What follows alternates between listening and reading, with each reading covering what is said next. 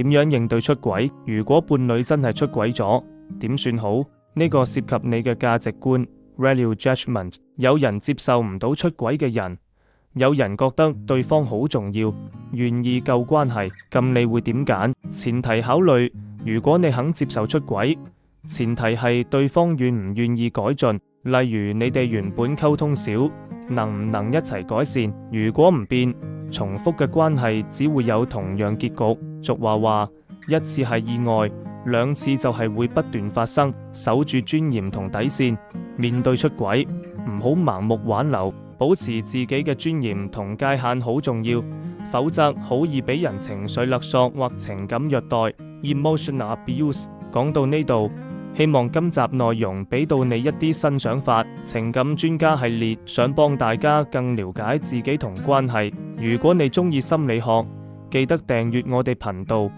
我哋會繼續分享唔同心理學短片。